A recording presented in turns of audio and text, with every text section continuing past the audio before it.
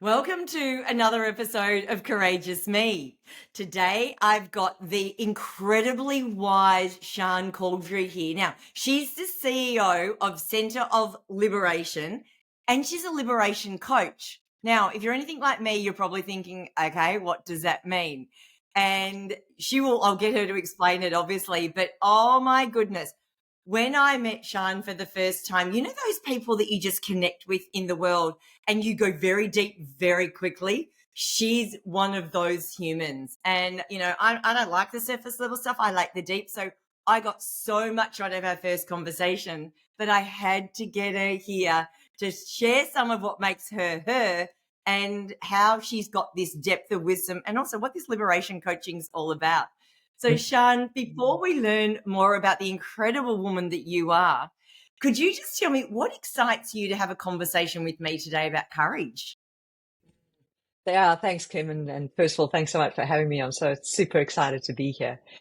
I think courage is the portal, the key to unveiling, releasing, liberating one's power and calling back one's power. So I get excited when I hear the word courage because personally I've got it in spades and personally I've had to utilize it in spades. And I know when I can call in courage when I'm about to embark on a process of calling back my power and liberating more of my power for myself and into the world and expressing and finding my voice. It is courage that I have to land on first. It's the courage that I've got to muster up first. And that's almost like the rocket fuel. It's the rocket fuel that allows me to kind of move through what I describe as the eye of the needles when you are coming back into calling back your power, coming back into calling back who you are and bringing that more authentically and aligning to the truth of who you are and bringing that more authentically into the world. So when when we met and likewise, just shared some of our story, I was like, oh, courage, we're going to get on fabulously. Absolutely. And I know you know this, but liberation is one of my favorite words. It's one of my core values. It's through my gene keys, which we'll get you to share a little bit about later. So Yeah. the fact that that's, it's in your business name, you're a liberation coach. It's like, oh, yeah, this is good. This is good. I like that it's rocket fuel. I love that you use the word rocket fuel and courage in the same sentence. That's so cool. So talk to me about when you first realized that courage was rocket fuel and, calling in your power and all that. Where did all this show up in your world? Let's Yeah. know who you are. Yeah, great. Well, I think one of the big recollections of calling it back, and there's a pre one and a current one. So let me talk to them both because they're actually interlinked. But certainly, growing up, I'm from South Africa originally, so I'm living in the United States now, and that's very exciting, and that's recent, and that's where I've had to call in a lot of courage to be here. But going back to my youth, where back then, 51 now, so we're talking probably 35 years or so ago, maybe a little bit longer, I started realizing from a young age, 12, 13, that I was gay. And you can only imagine at that point in time and around the world, it was similar. But certainly in South Africa, there was a lot of discrimination. There was a lot of marginalization. In fact, it was like a criminal offense to be gay. You could be fired from your job. And here was this little 12 or 13-year-old. And, I was a professional squash player and exposed to kind of gay women. And my mom, I guess she had her own journey with what the potential could be for me and kind of must have intuitively recognized that potentially I was gay. And as I kind of grew up through that period, I knew there would come a time once I kind of confirmed it for myself, which came much later, but having received a lot of messaging around it's disgusting and it's so shameful and I could never accept it and would if ever you are like that and etc. And again, love my mom to bits. We are deeply connected and we've healed a lot. She had her journey with it. So I took on a lot of that messaging before I actually arrived at a point where I was going to have to step into the truth of who I was and step into at a young age back then, sort of I was around 20, and then show up in front of my parents and claim for myself okay, I've come to realize this truth for myself and be in my power and express that authentically. And so I was terrified. I was absolutely terrified. And I thought to myself, like, speaking truth is really difficult, and takes a lot of courage to, let's say, not be a part of the status quo, live authentically, speak authentically, and really go against, let's say, the grain of society at that point in time.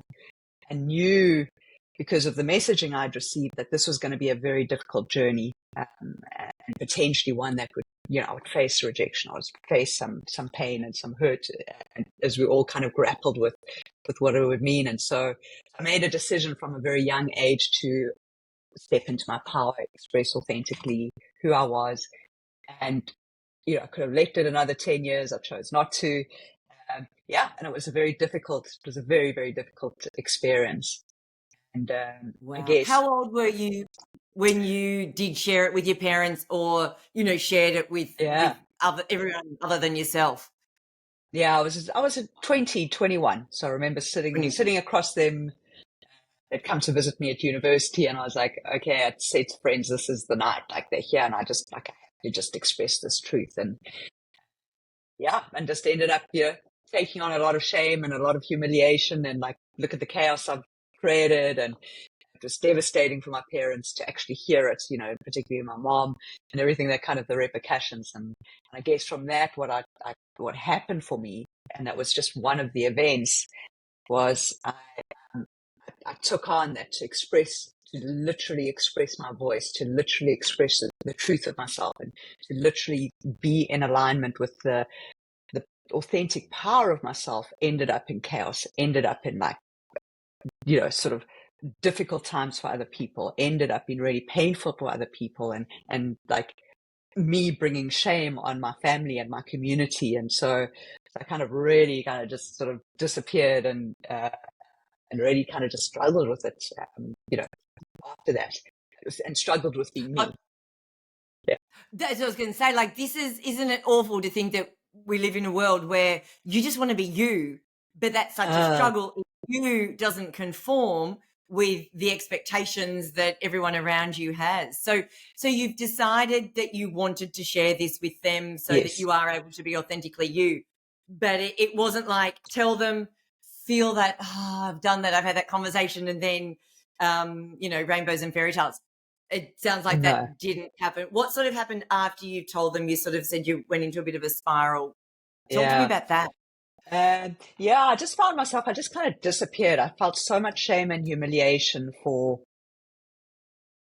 being gay. Like how could God, the divine, how could he give me this? She give me this to have to live with? Like, I wouldn't choose this for myself. And so, I remember the night clearly, and I remember, like, as the words were coming out of my mouth, I literally just erased myself. It was like this erase. It was like, okay, like, as I was speaking and watching the impact of what I was saying, it was like I could feel I just kind of crumbled. I dissolved. I had a physical form, but my being just kind of disappeared. Like, it was almost like when the blood, like, flows out of you. And so I walked through life for a period of time, just really a shell, like vacant, like someone was there, but the lights were off. I described myself as flatlined. I was really lost. I had no sense of self. I was really confused. And even though to the outside world, I was still very successful. I was a top squash player, and I played on the international circuit, and was competing at a very, very high level, and a really good world ranking, and had successful personal training gyms. But I was like a ghost. I was just flatlined. I couldn't feel anything. I couldn't feel a sense of self. I had zero enthusiasm. I was like depressed. I was probably, just like lost, and sort of numbing myself with alcohol. I'd kind of binge drink, and, kind of just like, just this numbing effect, until I was involved at about the age of 32, 31, 32. I came out of a breakup with a partner, and it was probably like one of the first very serious relationships, and she had kids, and, it was a big deal, and etc. And when we broke up, at that point in time, like, we had lived in this most fantastic home, and I remember I'd like packed my bags and I had my bird, and I pitched up at this little garden cottage, above someone's house, that it had a 180-degree view of the sea, and I was devastated. I was absolutely devastated. And I remember just standing, like put my bags down, and I was sobbing, and so one of those sobs from the heart, whatever, but it was more my soul, like just sobbing because I'd lost myself in the relationship. I was probably drinking too much. I was numbing. I was so dead inside, and so powerless, yet on some levels powerful. And I remember just standing, looking at the sea, and going like, in a bookstore, you can imagine that was one of those proper ones, with all the tears. And I was like, this is the place to call back my soul. This is the place that I'm going to heal. This is the place that I come back to me, and I need to find that out. And I could feel, I remember standing, it was beautiful, and the kind of sun was setting, and in amongst all the tears, I just I knew that there was some kind of awakening, and I knew in myself, it was like my soul saying to me, there is more to you. There is a bigger you. There is a bigger journey that awaits you. You have more to give to the world. And this is not who you are.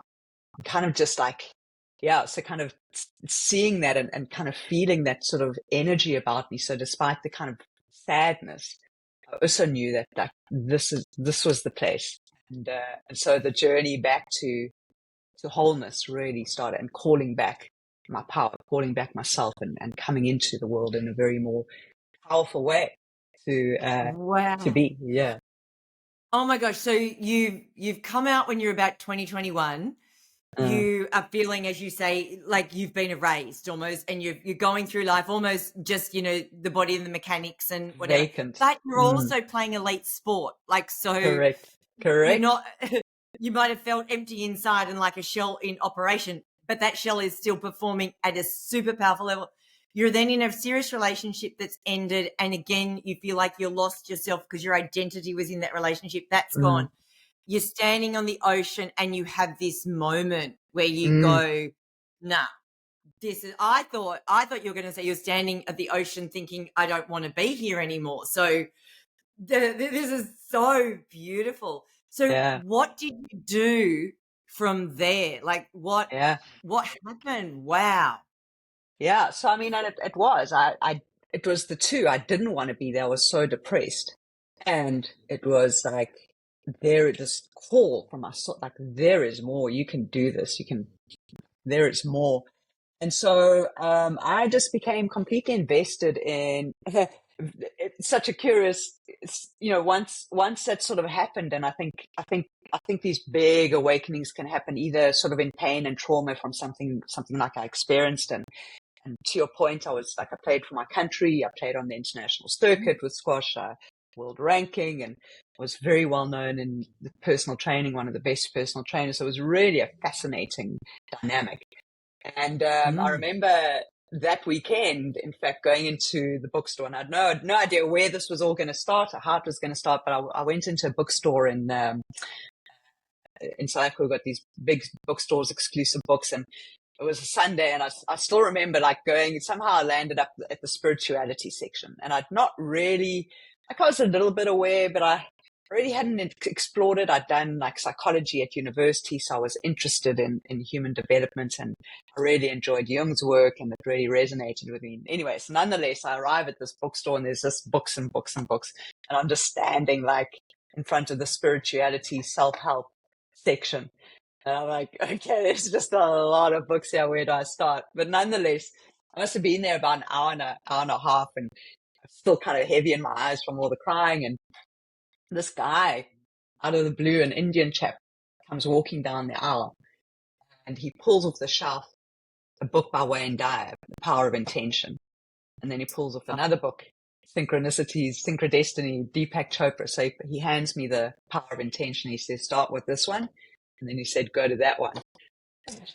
Can he walk? And you hadn't told him what you were there for. He could just. I had no idea. And off he walked.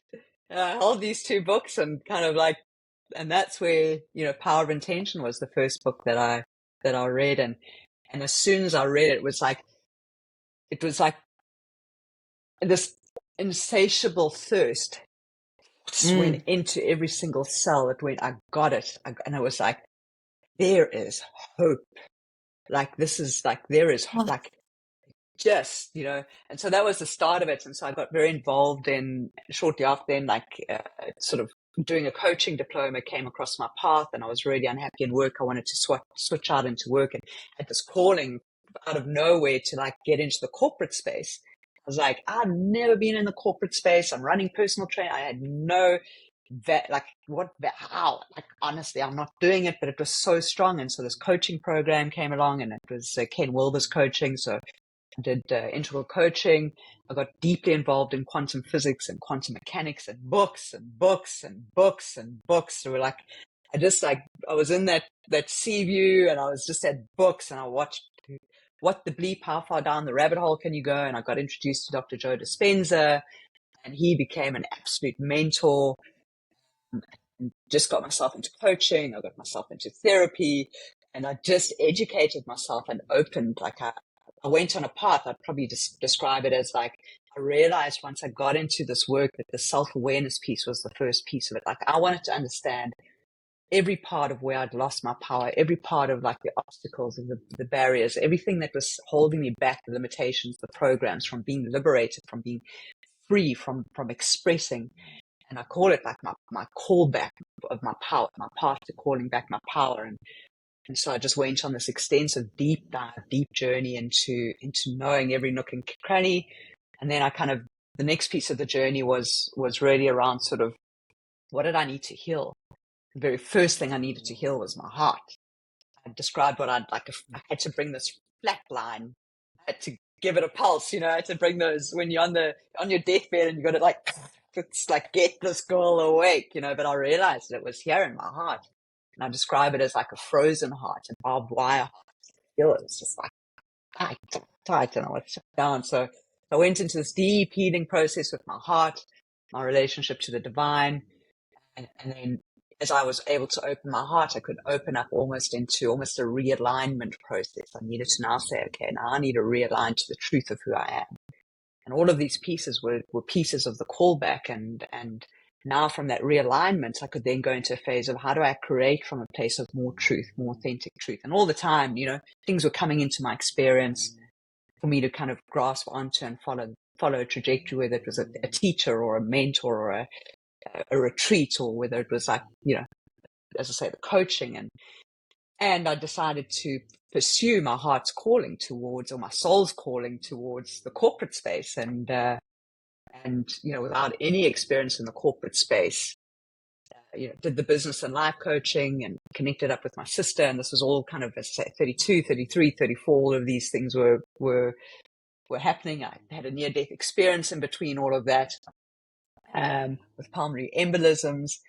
And I just kind of made my way to an opportunity, did some consulting with my sister, and made my way into the opportunity to work in the most prestigious corporate and investment bank in South Africa and on the African continent, and it's got a global footprint. And it's corporate and investment banking, no banking experience, no financial experience, but I'd come such a long way. I was just like showing up and showing up and showing up, and ended up having an illustrious sort of 13, 14-year career in the space, working alongside and with senior leaders, climbing the corporate ladders. I was like absolutely so well renowned for the transformational work and for bringing leaders into their power and working alongside them and sort of scaling their business. And I was a strategist, and I completed my MBA, and I just kind of like just did these remarkable things like during that time, just showing myself just how powerful I was. And every time there was a call from my heart, because I'd opened my heart and opened that portal into my soul, I started to trust my intuition and started to follow these callbacks and these calling forwards. And so as my soul was calling me forward, saying, here's the next, I was like, okay, and I'm shitting myself, but okay. And then I would have to like call myself with courage, because it was always into the unknown. Like, I'd never been in the corporate world. It's like, but I ended up working alongside the CEOs and many executive leaders and influencing and bringing in new innovations into the organization. And, by the time I left, I was bringing in metaverse and Web3, and that was all incepted from callbacks, call forwards and then callbacks. You know what I find so fascinating about this, Sjeanne, is that most people, when they start on a more spiritual journey, and if they have been in the corporate world, not all the time, but sometimes it means they leave it. And I know this is very part of what happened for me. What I'm finding so fascinating is that as you are going on this journey, right deep inside to the soul level, that you get a calling to go into the corporate world when you've got no experience in it. It's so fascinating. Why do you think that was the case? Because you've got this career, or your past career had been in sport, right, through your squash. How can you, with all the wisdom you've got now, can you understand why that happened? Like, I just find that fascinating. Yeah, certainly. So my take on it is, first of all, I'm a person who, and it ties a little bit into Gene Keys, and I know we'll touch on that later. Yes. What I've come to realize for myself is that I am a person of change and transformation. I've been through various transitions in my life, and almost like these callbacks and call forwards is like, how do I unlock and liberate and show myself how powerful I am? And by that, opening into the intuition, I believe that we are these kind of multi-dimensional, we are these eternal, powerful beings. And the opportunities when the heart calls and says, like, I'm going to give you a vision in your heart. And I know, let's say it's the divine. The divine is saying to you, here's a vision in your heart. Like, I'm giving you the vision because I believe you can do this. Like, you just got to trust yourself. And I believe we're here to reveal more of who we are. And what I mean by that, we're here actually, we often talk around impact, and we talk around like power and be stepping into our power, being more powerful. If you can't be more powerful, you're already fucking powerful. And apologies, because loving your fucking power is my absolute passion. And it's the permission that I work on now. In this new era, and we'll talk more about this new era because it's been a big, massive transition. But it's you can't be more powerful, you can't be more impactful, because you're an eternal being. You just got to reveal more of your power. You just got to reveal more of your impact. And then what happens with that and how other people receive it has got really nothing to do with you. It might change something, shape something, but actually the source of it is to reveal. I believe that and I know because I've done the research, and so we have, I think it's 3 billion, if I sort of just pull up the exact stats because I don't want to give you the wrong stats, but the likes of not Wayne Dice, Greg Braden. So he did a great sort of, from his piece of work. This is one of the stats that he gave. We are so powerful, and it's like, and I read, like, part of my when I say, like, fall in love with your power, like, love your fucking power, give yourself permission, because we are connected to this electrical field, the source, the field, whatever you want to call it, the universe. And then within our bodies, we have an average of about 50 trillion cells. And this is explained from Greg Braden's work. And when I saw this particular clip of his, I was like, my cellular body blew open, because I know that we are frequency and we're energy, and we're connected to the field, which is energy. But when I started to realize the impact of what he was sharing, it was like, you don't have to do anything to become powerful. You already are. So we've got 50 trillion cells. Now each cell generates about 0.07 volts of electrical potential. So that's electrical current. So we've got these 50 trillion cells on average for adults buzzing around. Each of these cells has the ability for electrical potential. In other words, our cellular and our neural body can take in electricity. We can take in frequency and energy and more light. And then he says, so let's do the math, right? You do the math. If you've got 0.07 volts in each cell, times that by 50, You have 3.5 trillion volts of potential alone that can be housed in your body. And if you think about that, a car battery, let's make it real. So one car battery is about 12 volts. It typically fires up about 12 volts of electricity to run your car. But when you take that 3.5 trillion volts of potential, that is 3 billion 12-volt batteries, is how much potential human beings have within them. So at this point, it's not landing that you are fucking powerful. It's your birthright. You don't need any permission, but you do know how to need to know how to liberate it. And that is going to take courage, because to liberate it, you've got to go into spaces that you haven't done before, so that you can show yourself how powerful you are, and it's going to be okay. And it can actually be done from a place of joy. And so that's how you start unwinding potential. And each time you do that and you show yourself, there's some kind of healing in the process. You're releasing the toxins from your body. You can take in more light, more electricity. Your field is now starting to expand around you. And so your field of influence becomes far more influential. And so then when you're thinking thoughts and you're creating, and you've got that emotional body going because your heart's on fire, and you can send out the message with love, and you can focus your awareness. Like, that's where I'm getting fired up. And you can hear that. That's where, so when we get to create our lives and we get to create our realities, we're not doing some conceptual Abraham Hicks or something. No, like, you want to know how to access this. You want to know how to pull it in and then align it with who you are. And that's where the gene keys comes in so beautiful. So that when you are putting a thought out there and you are mustering up this power in you, and you're mustering up this being in you, and you're kind of bringing it into focus, and then you're focusing on intentionally on something that you are so powerful, you can bring this thing into manifestation and watch it come into potential. You know, once you understand the science behind it, and that's where Joe's work has just been absolutely phenomenal in my journey. Like, then you start to realize, Jesus, like, I created this.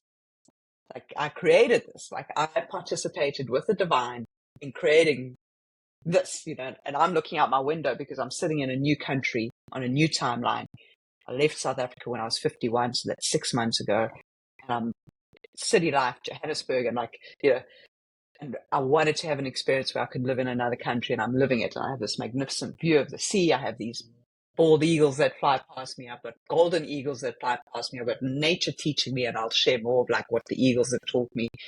And I know that because I put this into a creation, that this has transpired. So you got me all fired up. Oh, wow.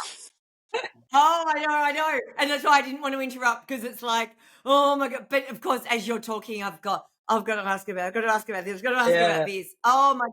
And I mean, you can feel the passion in you, right? You can feel the passion. And what I love that you shared, though, at the beginning, like through, you know, from the age of 12 to 13, realizing that you were different to, say, others. You've gone on this journey. You've lived a shell of a life for a period of time. And now to listen to you speak, it's like, wow.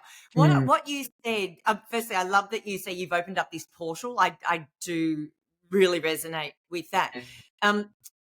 But when you say that, when there's that calling, when your heart is talking to you, I know that there's a lot of people that might go, oh yeah, I hear that heart, or I hear there's a calling, but I don't know what it means. And you made a comment about, you've got to really have that trust that it is pulling you or calling you either forward or back in the direction that you need to go. Where did you get that trust, though? Because in all fairness, the first 30 years of your life, it doesn't sound like there was a lot of trust because of what you went through, what you were experiencing. How did you then develop a trust to be able to understand what was going in your heart to the point where you can talk as passionately about this stuff as you are? Where does that come from? And to anyone who's got that calling, but they don't know, how do I actually surrender to it? What do they do, or what are your thoughts there? So let me answer the first part, like, how did I cultivate it? Then I'm going to come in and share where I am at now, and what the eagles have taught me. And so absolutely, I think something about, and I'm in so many conversations with women and with leaders and visionary leaders and change makers, and so often I've just got to step into my power and like I'm just so scared, or like I feel like there's just this bigger calling. I feel like I don't know what it is, but there's like this rub, but like I'm not feeling powerful, and I have so many like and leaders like sitting on their power, or scared to get more visible, and or feeling that so many powerful leaders who are powerful and like still playing small, so I'm in all of these like fascinating conversations with like powerful people. I'm looking at them going, do you see how powerful you are? Like, we just don't see ourselves, like just the enormity of who we are. I always have a bit of and that's why I say you don't have to do anything to be powerful. You just got to reveal it to yourself. Now, and I think many of us, when I look at the sort of people that I'm working with, and obviously the more sort of authority and responsibility you have, you've got bigger decisions and there's bigger conversations and all of that kind of stuff, and you have to come from a greater level of mind and greater level of consciousness to be able to move through the problem solvings.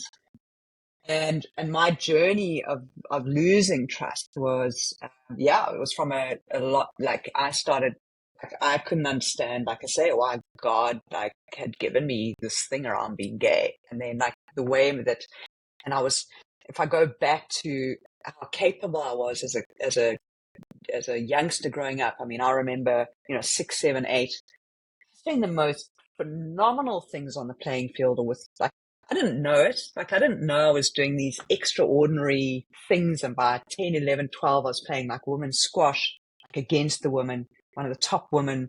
I was 12 or 13. And then I was competing against guys, and the first team hockey, I was from like a young age, I was selected. And at school, we had like white blazers, and I was the youngest to ever get it. So I constantly was like standing out, and I had a very physical nature. And I was very ingenious with like making money, and I was always like entrepreneurial, and I was just doing these extraordinary things. And I didn't realize I was powerful until sort of life started to like slap me around a bit and sort of bring me down, because how do you fit in, and where do you fit in, and what which box can I put you in, and I didn't fit in here, and I just started to feel that. And I think many of us who are powerful kind of feel we're all powerful, right? But we all have a different course to walk. And as leaders, it's like I feel like we go on a journey where our power is kind of really tested, and events happen that we kind of pull us down, and we keep turning down the volume and keep wanting to disappear. So I can appreciate that people listening to this, like, that you're meant to be a leader, and you're meant to bring transformative, impactful messages by looking back at who you were as a very young kid, and then what are the events where, like, let's just get that in a box. So you've got nothing left, or you've disappeared, or you've erased yourself, or you sit on your power. And I just became very mistrusting because of the nature of very alone, and it's just a lonely place. The world was a lonely place, and the way that life structured my life for me, like, I don't, like, why are you doing this? Why am I in this place? I mistrusted life. I mistrusted the divine, and then I mistrusted myself, because, like, if I can come out and say I'm gay, I can say it. Jesus, look at the disaster I've caused here. Like, that can't be trusted. Like, this, like, no, like, and there were various incidences that, like, when I opened my mouth, and I was in a serious car accident. It was a car accident. We all walked out alive, but it wasn't my fault. But it was a result of me opening my mouth, and the next thing, the car was like careered into a barrier at whatever it was, 120 kilometers at 11 o'clock at night, because I expressed a truth. And then suddenly, I was driving, and this woman took the wheel from across the passenger seat. Chaos. Like, don't open, like, don't, what are you doing? Don't speak. And so I had these experiences where it was just a lot of chaos when I spoke truth and power. And so I mistrusted extensively myself and my voice, and then the implications of showing up. And obviously I didn't have the skills back then to know any different. And so, coming back into then opening my heart, and obviously my heart was like super closed and tight and etc. And I was like, you ask people, I was so withdrawn. I was so like you couldn't connect with me, and I just kept people at such a distance. And so, in the heart opening space, I knew there was just something, like it was so, the call of my soul was just, it got so loud. And I fundamentally believe that, if you don't listen, and it had been talking to me all along, but if we don't listen to it and we continue to believe and act and behave in the same ways, it's going to keep hitting you on the head, like wake you up, okay, now I'm going to make this really painful because you have got to wake up. I think we can avoid that. So it just got really painful, where I was like, just, as I say, so unhappy and so deeply sort of distressed. And then, because of the big crack open at that particular point in my time, which I shared at the beginning of the story, I could just start receiving information. And because I was cleaning up, I guess, my cellular body, my auric field, my thoughts, my beliefs, the programs, and starting to rewire things and starting to create from a different place. And obviously that's been a lifelong journey.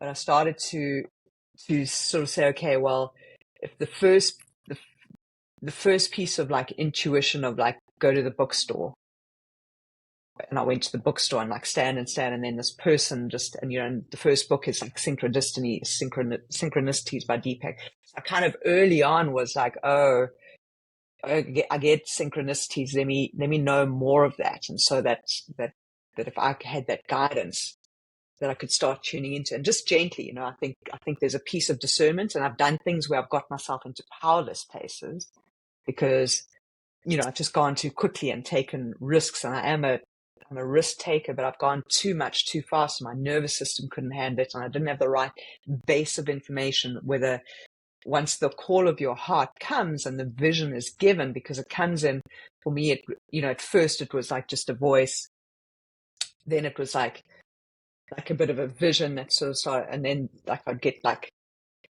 literally a call, like a big voice coming through, and then I'd get like little breadcrumbs and like little messages all over. So I taught myself how to commune with my heart. I taught myself how to engage with, and I understood that the divine was coming through me, and I had to heal this relationship with the divine, who I thought was this persecutor and who hated me, and like this huge separation, and was here punishing me, and etc. etc. So that portal had to be kind of healed, and I went on a big healing journey with that. And so I would just, like in bite size, started to allow my heart to open to, and then take action. But I would, like, what I learned over the years, and some of the wisdom is like, you can't just go jump into something. And I got myself into horrible financial debt just jumping into something, because I didn't have the intellectual knowledge or the emotional ability to hold that, or the container, or the physical container. So there's a process of like, when you're feeling called and you're wanting to develop trust, one thing fits into the other. So the call of the heart comes, the spiritual comes, or the vision is given, or you can hear the messages, or there's a rub of discontent, there's a rub of frustration, there's some kind of dissatisfaction that's playing out in your life somewhere. And that's the start of the soul saying, like, we're going to be moving you, we're going to be moving you. So if you can just kind of surrender with that. But then it's like, okay, so I need to create a container where the spiritual intelligence is coming through, but that needs to be held in a container of intellectual intelligence, of emotional intelligence, of body intelligence, and build those muscles out to take me on the new path. And however that's done, whether that's through coaching, mentoring, getting an MBA, or, because if any of this is resonating with anyone, there is a curriculum that has to be walked from powerless to powerful. And we all have a curriculum in life, and one of mine has been around power and truth speaking. So I know I've been on both parts of the curriculum, and having to, like, and that continuum, and so having to then engage with power and calling it back. And so then finding myself at a point in time where that trust process could then be cultivated, and where I would start having successes of good decisions, and learning from the pathways where I've made mistakes, like which part of my intuition didn't work, which part of did I misinterpret. It's kind of going into review and reflection, so I could keep refining the process of understanding. And I still get it wrong sometimes, and I get it wrong because there's huge learning in that I have to take to be able to apply to the next. I've got to build some muscle still. So it's, I don't give up on it now. Yeah. I don't sort of say, oh, geez, I've made a mistake, I can't go back there again. It's like, okay, where was the error in this? and how do I do that differently next time, so that when I'm the next ability to make better decisions, comes into play. And so if I summarize it like Oh, this, and where I'm at now, like, all of this is mastery. The whole journey is whatever your curriculum is. So mine is mastery of power, and mastery of trust is a big component of that, and mastery of truth speaking. And so whatever the curriculum is you're going to go through. If you're at university, you have your bachelor's degree. And at a bachelor's degree, you can do your 3 years, and then you do your honors degree, and that's going to stretch you a little more. And so we've got honors degrees and pieces of our life curriculum. But then when you sign up for a doctorate or a master's, well, you're going to have to master some really different skills to write the thesis. And so that's the same as these life curriculums. And so one of mine has been to become this master of trust. And I can summarize it like this.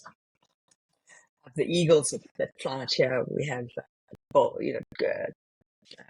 eagles and golden eagles. And I've been watching them. And it's amazing what nature can teach you. It's been an unbelievable, because I come from, as I say, Johannesburg City, and had sort of 6 months in this huge transition of calling forward my courage to kind of come into the space of an island. And I'll speak to more of that just now. And so I'd watch these eagles, and like, I arrived here on Whidbey Island, Washington State, and it's been winter, and we can have like rain and wind, and we're very high up, and we overlook the bay, and you can see Seattle across the way. And then like, the wind goes, massive wind, and everything's flying around and whatever. And I'm like, oh, that is like hectic. And then I will watch like an eagle suddenly just like taking flight, and watch with curiosity for days and days, like, what is this trying to teach me? And when they take flight into the current, they find a current.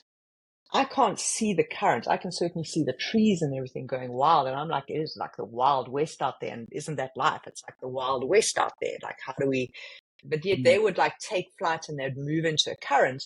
And the current, without them flapping their wings, would take them for kilometers and miles, like across the, and I would watch in interest. It's like they didn't use any energy of their own.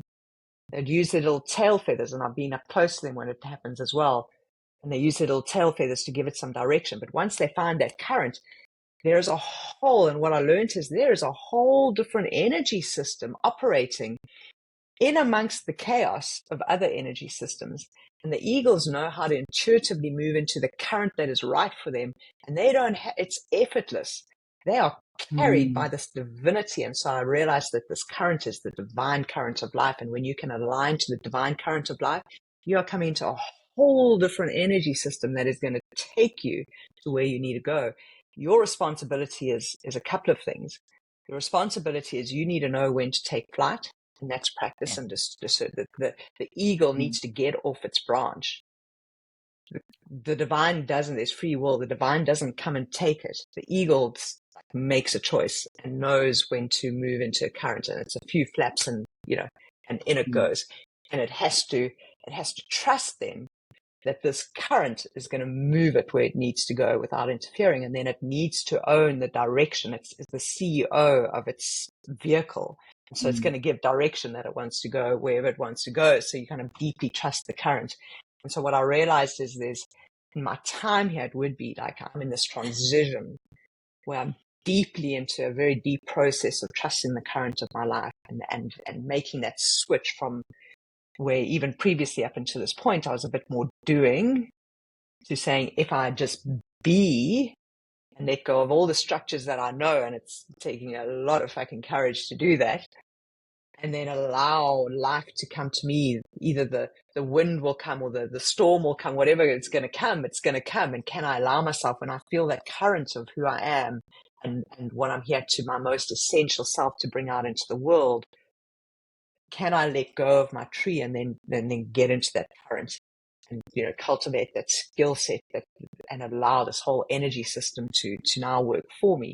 And also knowing there's times where I watch them, so they got to do a bit of flapping, and they've got to get their food, and so there's this interplay of when it's time to really surrender to the current, and when it's time for me to actually move my wings and kind of put effort in. And so that's the lesson there, is like, there's a trinity of trust, and this was given to me in a reading, and why this whole eagle thing was so fascinating. And I had transmission done by a really good friend of mine and mentor who's mentored me for many years spiritually. She's able to tune into energies and source, and so you can ask questions and kind of get a reading. And so just before I arrived in the United States and kind of stepped onto this timeline, it was all around the Trinity of trust. And she just articulated, the message was like, we will all be faced at some point, not at some point, all along our lives, we are faced with these three fundamental core asks. Do I fundamentally trust myself? Do I fundamentally trust life? And do I fundamentally trust the divine? And we will all bump up, and that's the Trinity of trust. And so if you can, and they're all actually interrelated, or they're actually just one, but if you can find in your journey, like which one of those is leaking energetically or disbelief, and start working into those spaces. And how do you if you can just kind of start tweaking some of that, you're going to come into a better relationship with trust, with power, with the divine, with your ability to trust more, and to start making the transition into this current that is available. Oh, I love it. And I love the whole metaphor of the eagle, because, that whole state of flow that, when you're going, and I know a friend of ours, Ellen, talks about, kind of the rivers, and when you're flowing, downstream with the river, it's much easier compared to when you're going against it and going upstream. What was fascinating too, you talked about the curriculum, and, the curriculum for why you're here, and you very much found yours about, trust and speaking your truth and that whole thing around power. What about, though, for those that don't realize that there is a curriculum, or what the curriculum is, or, taking that metaphor question. further. Hang on, I'm doing a Bachelor of Economics, but really I should have been over there running a florist. I'm doing the wrong curriculum. How does that, like, in your experience with the work that you've done, the people that you talk to, how does that kind of reconcile and get me back onto the place where I can then receive the signals or the guidance or the direction from my heart, beautiful, rather than the blockage? Such a great question. So I'm going to answer it now, and just to let everyone know, I mean, I can have this conversation, and I'm in a place of power, and everything in my life is not perfect by any stretch of the imagination. But I think the message is we are always powerful, 365 days of the year, 24/7. It doesn't matter what's going on in your life, you're always powerful. So even if something's not working in your life, you're still powerful. And I've made some terrible decisions. I've made some terrible choice points and been powerless. And that, I think it's important that, like, I can have my days now where I can be just like so filled with like shame and embarrassment, and have my moments of like, the program is here, like, and I've got to work through the program, or I've made a bad decision, and I just feel like that is like, how do I do that? Or like, sat on the sidelines when I had the opportunity to, for example, express my voice, and I found myself just like, watching it go past, and recognizing, geez, like, that's just like, what happened? What, like, how, and I can find myself like, okay, I've got to like claim for myself, got to learn to claim my value. And so, it's always in perfect balance and perfect harmony. I think it's important for people to know that your life is going to be, you're going to be in power in some areas. And then, because of the nature, we can't be all one way or the other. There's going to be areas that you're not powerful. And how do you start discerning where the next move is, which is your question, is if you can hold the belief that the agenda of the divine is for your greatest and highest joy. That's one of the entry points. And depending on what the belief is around that, like I said early on, I had a belief that I was being punished, and that, like, so if I like took steps, this is going to be like punishing, like, so it's like, you're not my friend, like, no, you got something against me, you didn't choose me, you didn't select me, I didn't make it into your, like, your favorites bucket. And I've had to work extensively with this. It was probably about a year ago or 6 months ago when I had this kind of select yourself, and started realizing, wow, I have to select myself. And that kind of came through as like, we are so conditioned to let others select us, whether you're, you're in a job, or like someone selects you for coaching, or whether it's like, we're constantly leaking power away and giving away our power, waiting for somebody to select us. Because that's, from a young age at school, you're in the A class, the B class, the C, I don't know, but A, and so you perform to be selected, and then, even if you're applying for a role at work, and so you put your application in, and then you're waiting for the interview. And so we find ourselves in this waiting to be selected. And the switch is like when the eagle selects itself to get into its current, the eagle is selecting itself. And so there's a switch that needs to go on to say, you have got to select yourself and figure that out. I know, it was profound. It was a beaut. It was one of those wisdom drops that was like, when I got it, I was like, oh, geez, this is like game changer. Game changer. And I only heard a podcast literally in the last couple of days. It might have been Mel Robbins or someone like that. And they were saying exactly the same thing, that we're always waiting for others to choose us. Like, you want the partner that you got the crush on, you want them to choose you. You want to be chosen by the job. You want to be chosen here and there. But when do we stop and actually choose ourselves? When are we the one, we've used the word select as opposed to choose, but same thing, choose yourself, pick you, you don't wait to get picked for the spot. Pick you first. For sure. That's, so good. But where do you get the courage to do that? Yeah.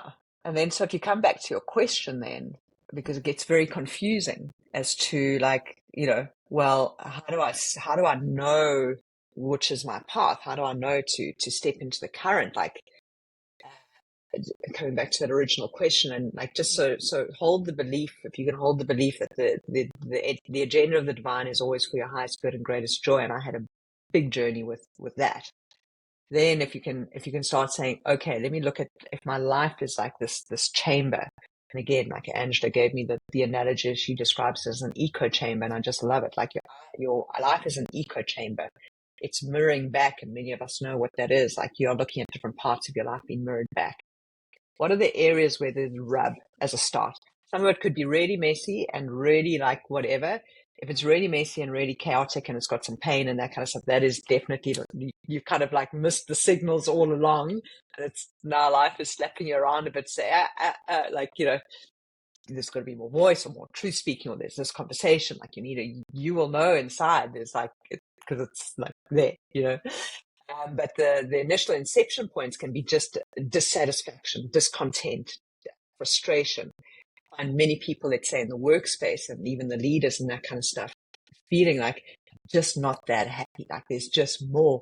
There's a big call. There's many of us awakening to this power and to our power in a very formidable way. And that's, we're seeing, this global sort of alchemy of a call forward of people with messages, and your messages can be a piece of art. It could be a book. It could be like jumping on and doing a live event. But the transformative messages are being asked to come forward. And so if you're a person in relationship with power and it's on your curriculum and you're trying to figure out what's on your curriculum, and there can be many things. I'm just using power as the example. It could be trust or whatever. It's like you will be sitting in a place where you will just have a feeling in you that there's something bigger for you. You won't be able to put your finger on it. It's going to be confusing. But you're going to be sitting and in very conversations, and you're going to be on social media, and you're going to be watching people like either on stage, or they're sharing the message that you want to share, or they've written a book and you're going, but I've just been thinking of that, or they're doing what I want to do, but I'm still sitting on my chair. Well, power loves action. You're still sitting on your chair. They've had the courage and they're in the ring. And they're doing it, and they selected themselves. And so where there's discontent and where you are watching someone else doing it, and you kind of feel, I could be doing that, but I can't, but I this. And so I want to say your underminer archetype will come in and try and protect you. And it will undermine and won't let you see how powerful you are, and it kind of will erase you and say, the programs, you can't be doing, it's not the right time yet. And you got to learn the discerning. Like I said, the eagle's going to take flight when it's right. You've got to build the neural system. You got to build the various mechanisms. But that's how you're going to look for, where's the rub, where's the frustration, where's the discontent. Those are all very, very healthy indicators. There's not something wrong with you. That is a signal that there's another desire, and that your heart is starting to desire something else for you. And can you give yourself permission to desire something else? Because what is it that you want? If you don't want this, then what do you want? and then have that desire, and then you start working with, okay, let's start unraveling this desire and give myself permission to explore this desire. And I know for sure that the desire and the unraveling is going to take you into the unknown. It's going to take you into a place, a transition, a change. And it's terrifying for people. It's like I said, I arrived in the States, age 51, 6 months ago, called. And even though my wife is American, I'd felt the pull for years to do a country move. Could have been on stage. And despite being here with her, like she has her own life, but it was like friends were wrapped up and work, and I was at the top of my game in my work, and it doesn't make sense. I'll absolutely tell you something for sure. When your heart calls and the soul calls, to other people, it is illogical. And that's where we get so trapped, because people will say, I remember the day I went in and said, I'm going to the States. It's happening in 6 weeks. It's just got the visa. There was a whole lot of circumstances. Like I need to hand in my resignation and all that kind of stuff. It was like, is that the right move for you? Like this, you know, and like, and it was like, I was terrified, and it was a massive trial, and it was it's been a big deal, and a lot of courage, because I know intuitively there's this, you know, it doesn't really make sense even to me, like, and then being called into this period of, you know, finding myself on Whidbey Island, and it's a remote island, and literally, you know, top of the road, and a stunning view, and just feeling called to go deeply inwards. And instead of jumping into work here, you know, we traveled extensively first of all, which was great for like 3 months, but then feeling this like call to go inwards, spend a lot of time in meditation for months, contemplating, meditating, had no energy to output, no energy to, like, I thought I'd arrive here and get straight into, you know, some kind of work and get my business going and whatever. And it was just like this kind of, no, that's not what's going to happen here. And I just gave in, like surrendered to it, and allowed it. And just, you know, again, I surrounded myself with people that I trusted, so who knew me and could help mentor me and could help give me steer and direction, and who I could sort of say, this is what's happening for me. And like, I should be, you know, I should be working. And I've spent probably 4 months in a place of, let's say, not working. And fortunately, you know, one of my creations has been to move into a place of I'm able to financially. And once I started realizing that actually this is a bit of a Michael Singer surrender experiment that I was being called to, I was like, okay, I'm going to go with this. I'm going to see where I land. And so I had a couple of questions that I was working with a mentor on, and sort of, what is my most essential work now to bring into fruition? And without cluttering my life with, let's say, a whole new set of friends, without like another corporate job, or getting straight into like hunting the next thing and chasing the next thing, I was just like, I became still. And the ask was like, get deeply still with yourself, engage with nature, spend time in nature. And I've just kind of followed that intuitive path and sort of spent a lot of time in contemplation and what is my most essential work. And, you know, in that process, because to take a step back, before I left South Africa, even though I was incredibly successful, I could feel the rub that there was something more, that there was something bigger, that I kept having visions. I did a process where I did like 130 or 133 Joe walking minutes. I meditate every single day. I've meditated every day for about 30 years. And so I'd been on this journey to do sort of 133 walking meditations, 4 months, and you get up and you go and do a walking meditation of Joe's, and like it really like changes you. And so I could feel, and I kept getting these visions of being on stage, and I kept getting these visions of like speaking in large audiences and etc. And I was like, well, okay. And it just felt so good. And so I went with it and sort of started and so I could feel it even at the time when my corporate sort of stint was coming to an end. I ended powerfully. I ended on, you know, a great note and that kind of stuff. And it was incredibly difficult. And I knew like I didn't have the next really. I'd never done speaking before and all of that kind of stuff. And I didn't really know what my next was. All I could feel was like, there's something bigger. And I felt this bigness around me. And that's all I had. That's all I had to work with, you know. And then it's like, what's your most essential work? So it was literally like just these breadcrumbs, which is all part of cultivating the trust. And I would just go with the breadcrumb, you know. And then, you know, at some point early this year, I was like, power. I opened this book, beautiful book, in fact, at the end of last year with about Walter Russell's life. He's a genius, and he's been through 5 or 6 big transitions.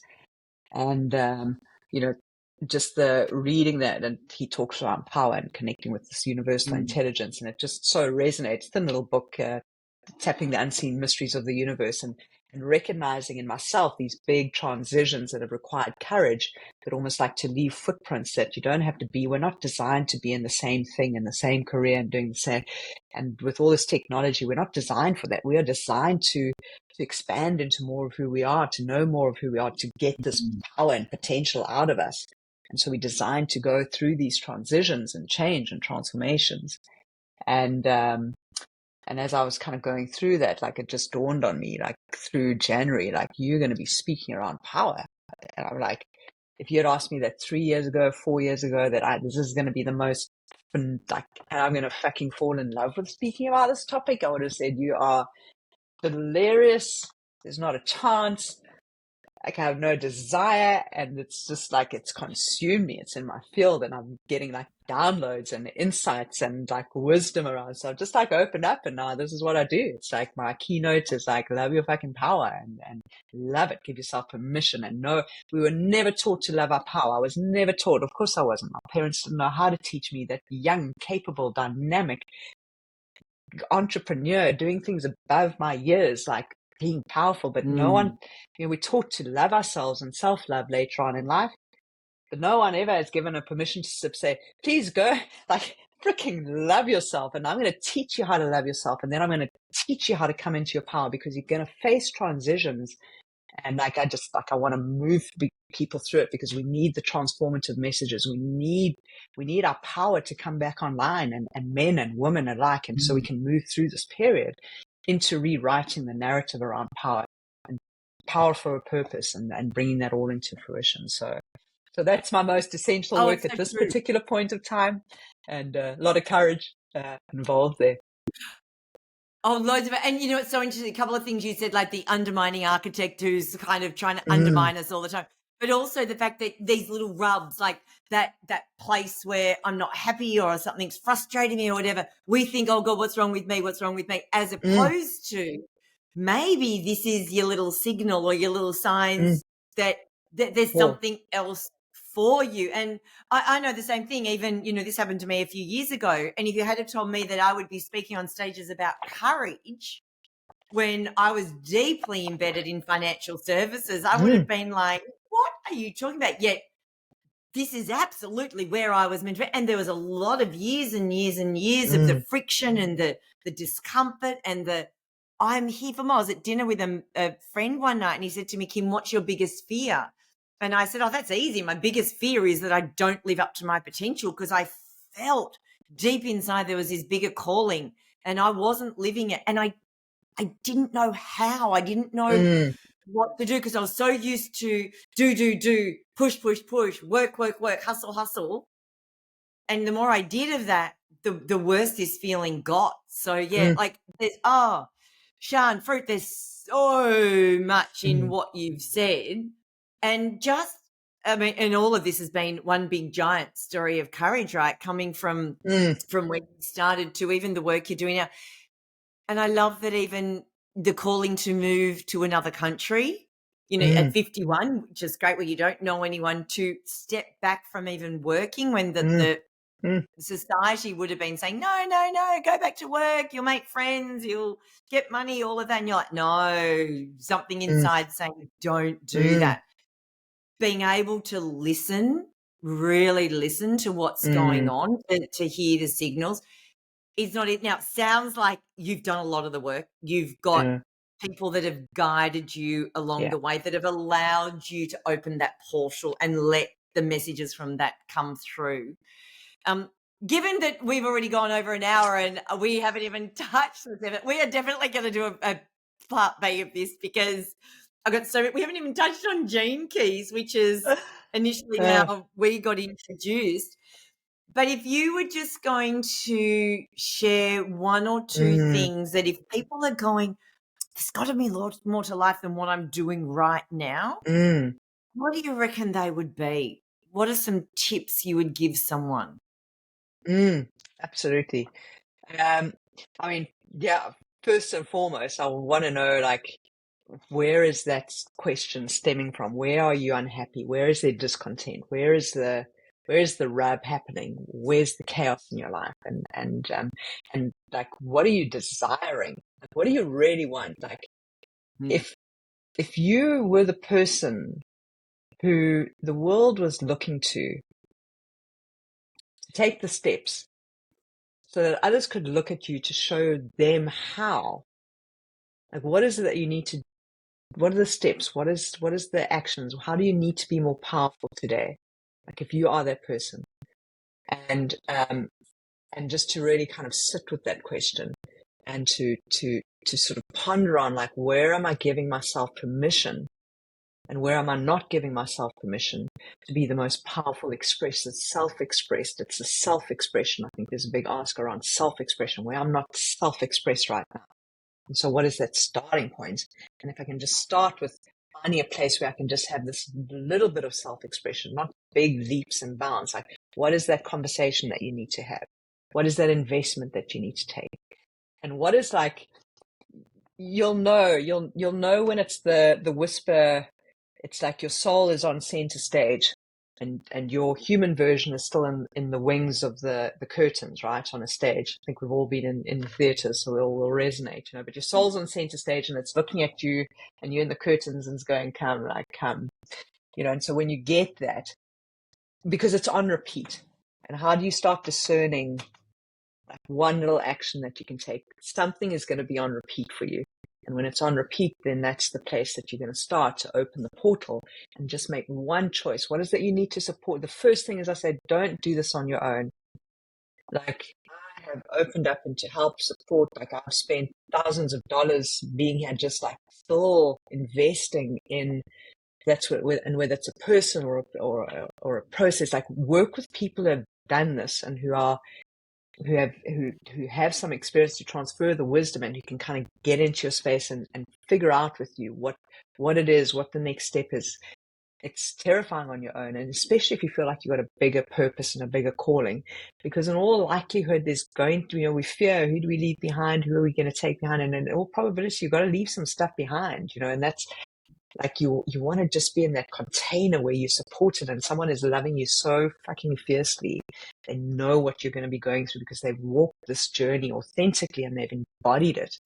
And there's a big difference between embodying it and living it, and being able to then empathize with how do you give some of the tidbits or the pathways to explore and come into it. And someone who can see it in you, can feel it in you, can kind of get into your field and know what's possible for you. And then, so I think making sure you've got the support. Don't ever hold back from, like, not investing in yourself, and whether that's like personal investment in courses and mentorship and coaching and going to a retreat, and, like, if you're holding back, even if it's, you just got to find small pieces to invest in yourself and never stop that process of investing. But yeah, I think those And are that's a just some of, conversation I've been having with quite a few people lately. yeah, It's like but I can't spend that much money on myself. It's like, are you joking? Like, seriously? And that is actually not a very big investment when you consider that with that investment of money and time into getting the right help, look what you can unlock. I mean, look at you. Look yeah, at the world, yeah. even, the passion in which you're talking about the changes in the transformation that you've gone through and where you're at. Like, at 51, you wouldn't have seen this at 20, that this is where you would be, right? It No, wasn't not at possible. all. That Not at you all. have not done it alone. Yeah. You have not done this alone. You continue to work and invest in who you are and get the support, but none of this has just happened by chance or overnight, and No, without you it's been beautiful. allowing that trust to be the eagle flying. Oh, Sjeanne. Oh my God. So really, really quickly, what's the next thing you've got to really reach in and find some courage for? And what are you doing, you're bringing into the world that has been part of your curriculum? Absolutely. So obviously this whole power thing is a big part of the curriculum. And so I'm stepping into a space where I gave my first talk on love your fucking power, 3 keys to amplify your impact, success, and influence. And so stepping out with that in a very public forum as my kind of keynote and event. And that was this week. And so actually packaging it and going out with the title and Big high so five. it took an enormous amount of courage and putting it on LinkedIn and sort of starting to present myself to the world of like, and recognizing and claiming for myself and seeing myself as the work I've done and packaging it, and then sort of going again with the call of my heart and getting on stage. And so getting out into public and why this is so important and why this week was so important. And I'll continue to evolve in this space, because when you go back to the beginning of my story, that was all in the public domain that I felt all the shame and humiliation, and that I raised myself, whether it was in the family domain or it was the squash domain, and who I was and this capable person and etc. And so why getting back out in public is I'm now moving through into claiming I'm selecting myself in public. I'm selecting with authority. This is who I am. And I'm bringing this to the world. I'm not letting anyone shape or define that for me. And I'm okay with like, I'm not always in my power, and I'm okay with that. And I can like drop into all these spaces, but I'm getting into the public domain where I'm presenting myself to the world and the message, and wanting to really participate in creating this movement and equipping and helping people to bring forward and call forward and come back online with their power and really make a planetary change in terms of it. So I'm having to evoke still a lot of courage. I mean, I'm like shaking in my boots on Monday as I was giving the talk. And, you know, the next thing is I've been invited to a conference in New York to speak on this topic. And so now that's on a public, you know, different. So I'm having to evoke a lot of courage to claim and proclaim who I am. And I think we can find that difficult to claim and proclaim who we are and own it. And we all want to be claimed. I heard a great saying this morning, like we all want to be claimed, like, you know, claim your clients, claim what you want from, you know, financially, claim what is it you're wanting to claim. And then you've got to become that version of yourself in the process to meet that. So there's a lot of courage going on at the moment, and starting to come forward and more visibly. And Oh, I love that. And I love that you were still shaking in your boots, but you still did it. You still did it. And that's courage in action, isn't it? I mean, that's absolutely doing it.